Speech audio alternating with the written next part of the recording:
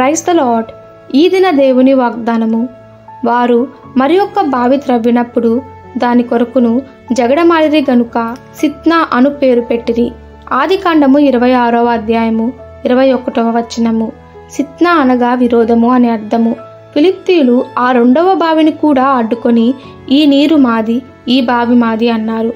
అనగా ఇస్సాకుకు విరోధముగా లేచారు. ఎవరైతే ఒక మంచి పని చేస్తుంటే దానిని ఎలా అడ్డుకోవాలా అని కొంతమంది దుష్టపన్నాగాలు చేస్తుంటారు. వీడికి చేయడం చేత కాదు, చేసే వాళ్ళని చెయ్యనీయడు అని అంటుంటారు. నా సేవకుడైన మోషేకు విరోధముగా మాట్లాడుటకు మీరెలా భయపడలేదనను. మోషే పెళ్లి చేసుకున్న స్త్రీని బట్టి మిరియాము అహరోనులు విరోధముగా మాట్లాడిరి.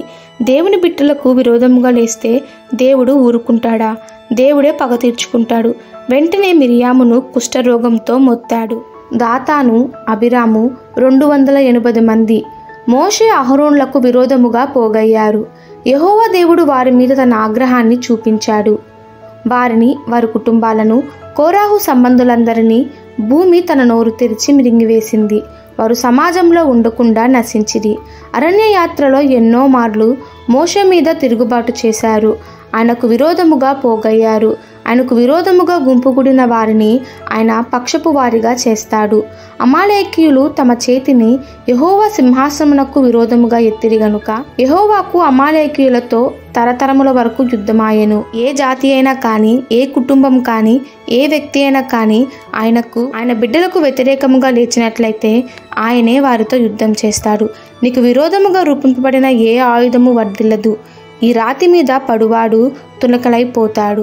అది ఎవని మీద పడునో వాడు నలినమైపోతాడు.